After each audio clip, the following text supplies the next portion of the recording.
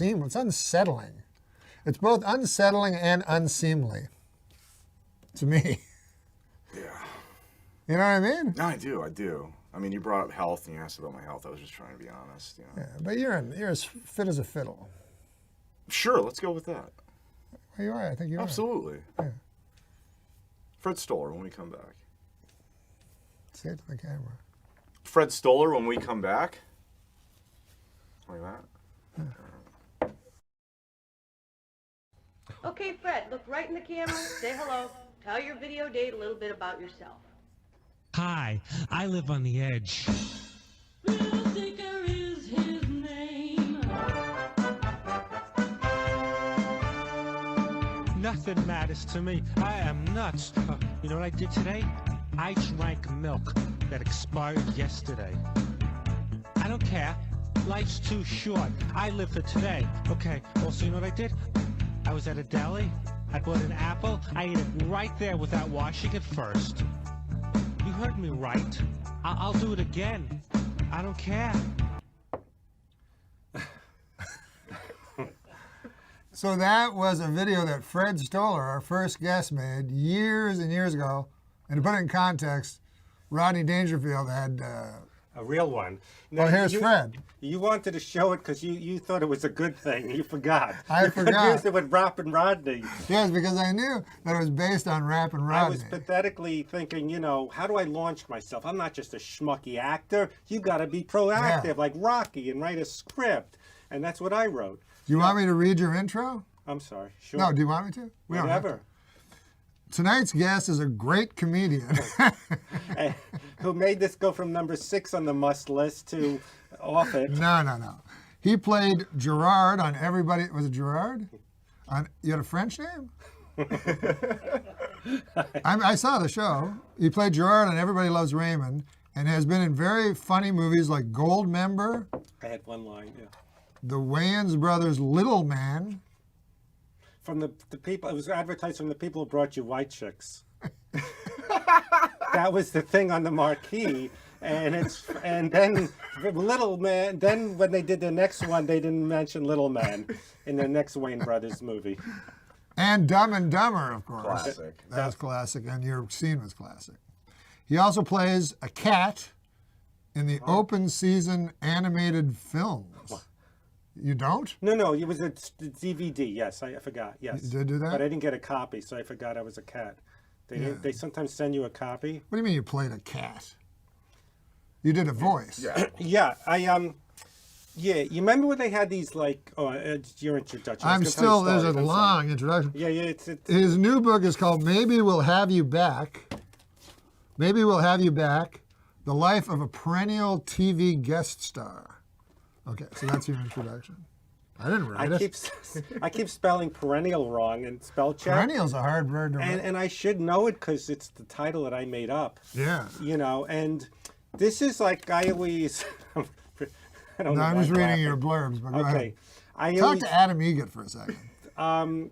Thank you. Of course, I'm just happy you're here. I'm just. I'm going to read the blurbs. Okay. This is from Jeff Garland, actor/comedian. Is he a comedian? Yeah, he does stand up. He would know. You manage the comedy store. That's right. Yeah, he's so there a lot. You go to him. He tells you. Freddie Stoller, he says, is smart and handsome. He's saying that in like, hey, you're handsome. He's not really thinking I'm handsome. He's basically calling you ugly. Yes, he's more like, hey, handsome man. He does this thing where you say, As a matter of fact, the handsomeness gets in the way of the smart and funny. He keeps calling you ugly. While reading this book, I couldn't help but think of Freddie's good looks. This is drenched in irony. He's calling you ugly 3 times. So that's not much. No, but... Jay Moore, Fred is as good at writing jokes as anyone in the business in any era. I think it was the 40s before they did topical jokes, when people just slipped. He's also quite an underrated storyteller. I didn't know that. I thought you were always known as a great storyteller. Well, maybe because you only... I've heard you called a poor man's Mike Birbiglia. Mike Birbiglia. What is it? Birbiglia. Have you ever heard yourself called a poor I was man's called- At least you can pronounce your fucking last name. I was called the poor man's Emo Phillips. Oh, were you really? Yeah, they flew me. Remember the show London Underground? Sure, I did that. They fly you. With that Henry guy. I don't remember. There was a like- black guy and a white guy when I did it. I did a white guy, and they fly you out. Wasn't it the one Dennis Leary hosted for a while? Yeah, but I didn't do that one. So they fly you out, $5,000 first class, and I remember that because we made nothing. Yes. You'd go to give you $300 at evening at the Improv, Right. Or Improv Tonight, or Improv like Well, five this is- improv shows. But the English guys, they didn't know, so they would fly us first class, right? They Stay got a us. week in London. and then they yeah, I remember like they had me follow Emo Phillips, and I went late in the thing, and I'm bombing, and I'm going. They think like another American guy doing this guy, but a bad version because he's really I'm weird, and And he's probably big in England. yeah. Do you remember? We were at a place Swingers, not like a crazy thing, but the restaurant, right? When we met Emo? And he was cursing me out because I stopped doing stand-up, remember? Yes. He goes, "How you fucking spit on the ultimate high, the ultimate thing, you know, because I disrespected stand-up, because how could you not want to do the ultimate thing?" I said, "I'm doing guest spots, I work with Peter Boyle and Charles Stern." He goes, "That's great, wow, okay, you do?" So then all of a sudden he went back to the emo voice. Do you Yeah, remember yeah. that? Well, I remember, and also Emo, I saw him once, and he had, I didn't. It was probably the same time. I didn't recognize him because he had Because he had gray a hair. girlfriend. He had a girlfriend. Said, he got "You-" married. But yeah, he said, "You can't do this, you know." I've had some girlfriends go, "I don't want to be known as the woman." Because who-" for the people at home, they should know, Emo Phillips He went, dressed "Hi, I'm like Emo." he let everybody. His dress and his hairstyle It was was that like, of what was it, the Dutch boy? a retard, a Dutch boy, or a retard. Yeah, and he'd have overalls and go like this. Yeah, and he go, "Oh, yeah." But his jokes were fantastic. Great. And he, "Ah," and some people would go, I bumped into Emo, he did his real voice. I talked to him. Yeah. And, you know, like, that's a big honor. Somebody told me he did a number of characters before falling upon that one. Did you ever hear that? No. Is it like Dennis Miller, who was a juggler first, or did props? Did you ever hear that? No. I never heard Yes, he that. did props in Philly, Pittsburgh. Really? And, yeah, and then all of a sudden, Wow. yes, a lot of people like, you know, did things, and then you know, Dice Clay. You heard that story? No. He was going. He was doing a little. He did like Jerry Lewis turns into the Nutty Professor. Yeah. And he did, you know. Well, I Saturday always Night thought Fever. that because he loves Jerry Lewis, and Yeah, I and- watched that Nutty Professor like a couple of years ago, and that character Buddy Love is That's- yeah. almost exactly, even the way he lights a cigarette. That's yeah. Then he said, "Oh, this Dice thing for," and I pathetically tried being the thrill seeker. Go, none of this is working. I'll do a video. It'll be just like Rappin' Rodney, but the difference was Rodney Dangerfield is a superstar. Yeah. I was a schmuck walking around the Beverly Center and going home and napping. Yeah. And you know, and no one knew the thrill seeker, and he had stars. He had Pat Benatar and Rappin' Yeah. Rodney, so it was different. Yeah. It was this was So let's talk about Dice. Did you start?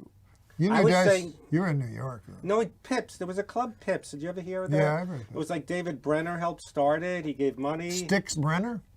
What? No, I went to his pool hall, and it has all the greatest pool players in Get the world outta in here. pictures. But then one is him, and it says Styx Well, Brenner. it's funny because he's like a skinny guy like me, right? But he, when I worked on the Brenner show, he decided he was a tough guy. Oh, when I was, well, that's not his voice. Hey, funny, no, like, funny. What are you doing? What are you crazy? Yeah, I punched the guy in the head. You know, you didn't know that David Brenner was trying to be a I didn't know he was being tough a tough guy. guy. No, Yeah. no. Colin Quinn told me about Andrew Dice Clay that when he had already crested and was kind of falling down, Colin said, "What if you just change your image completely, and I'll write you jokes, but Right. they'll be very high tone jokes." So that I can't do an impression, but he'd be like, "Hey, I was reading the Cahiers de Cinema the other day. You can't go wrong with Jean-Luc Godard." Oh! Well, you know who really did that? Bobcat Goldthwait He was the guy. That's true. He escaped his personality. No. But then he decided to do jokes about gun control and being liberal. But with the voice. But he was doing it and made no sense. He goes, why? If I have an NRA membership, I can't do it. I don't know what I'm doing. No, he did. But he goes, and if I'm an NRA member, I can't think of an example. But remember? Oh yeah, definitely. Can you do him? Like do a serious Bobcat, political joke by Bobcat, but he's still stuck in it because he still does stand up, but he's very good. Right. Well, go into the One of the thing. funniest guys around. But yeah, he had that short period of time, I know what you're talking about, Yeah. where he did very serious anti-Reagan jokes and stuff. And, But as the how guy- many people? I can't do him either. How many people have to all I know die. is if he's the guy with the hand on the button, I'm going. How am I doing that? I don't It know. seems like one of us should be able to do him. Yeah. He'd be a great guest. Oh yeah. Oh, yeah. Okay. Because Well, I that's like. what I'm here to help you think of better people. I'm here.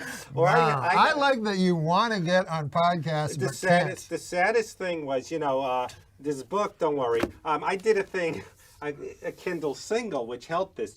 Called my Seinfeld. Now Year. explain to the folks what a Kindle single is. Okay, folks.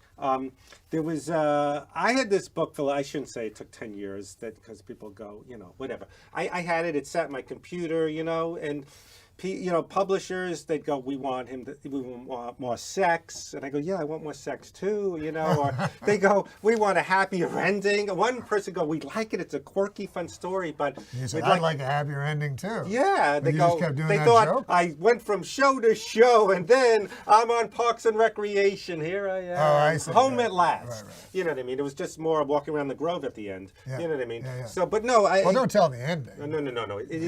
It's a happy. But I we're found- talking before this. We're talking about the Kindle single. Okay, so basically. because this is not a Kindle single. No. Okay, so what? I'll tell it. Freddie has 2 books. No. He has one which is a Kindle single, think which is it- not technically a book. No. So first, what's a Kindle single? It's this thing where it's on Amazon where they're mini books, not a magazine, bigger than a magazine Bigger article, than a magazine article. smaller than a book. But smaller than a book. Smaller than a book. And so I sent this book. It's for people who a magazine article is not enough for them. Like when they finish a magazine article, they're like, what the fuck am I supposed to do now? But they go, but I don't want a book.